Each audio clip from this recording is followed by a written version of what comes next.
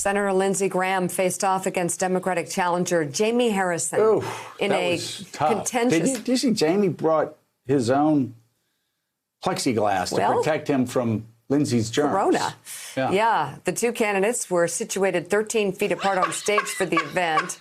But Harrison came with his own plexiglass divider as an added safety measure. I would yeah, these Republicans do not believe in the age of enlightenment. They don't believe in reason. They don't believe in science. So you got to protect yourself. Graham's team declined to comment on his opponent's move. During the span of the debate, Graham chided Harrison for having what he called a radical liberal agenda, while Harrison notably came after the senator for his flip-flopping on whether to confirm a Supreme Court justice during an election year.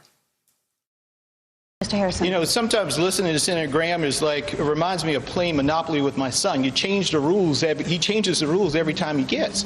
You know, Senator, you said, use my words against me. And you said it after the Kavanaugh meetings, not before the Kavanaugh hearings, after the Kavanaugh hearings. And your words, your promise was that no judicial nominee should be considered or approved or what have you in the last year of an election. My grandfather always taught me, he said, Jamie, a man is only as good as his word.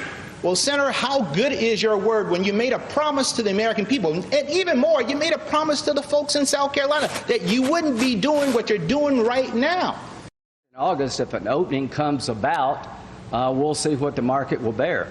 Ms. Barrett's going to get confirmed because the president has the constitutional authority to do it. And here's what I can say about judges.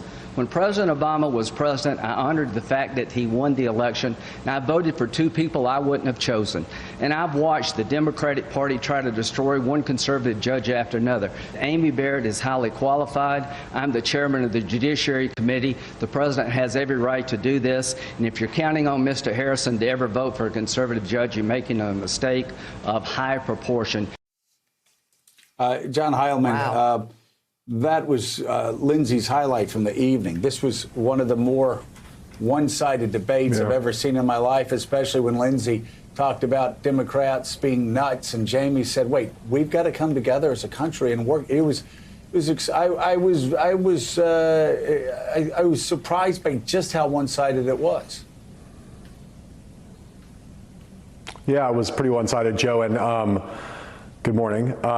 There was a kind of you can see that Jamie Harrison has been chomping at the bit to get into on the debate stage. She has two more debates after this with Lindsey Graham, and I would say if the other two go the way this one went, Lindsey Graham is in serious trouble. It's pretty clear he's in trouble to begin with. And you think about it, in the closing days of this campaign, a race that under any normal circumstances, given the partisan alignments in South Carolina, should not have been close, is not only close, but Harrison is ahead by most measures and has way more money right now in these closing days. It's become a national race in a lot of ways. And you can see in that debate and in other settings, Lindsey Graham freaking out over the way in which he has become, his own race has become nationalized, and he has found himself on the disadvantaged end of the energy and of the money that is in that race in the closing days.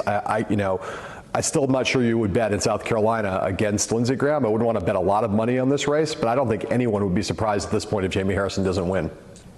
One poll after another shows it being an extremely close race. People who were influenced by that debate obviously would have broken the Democratic candidate's way.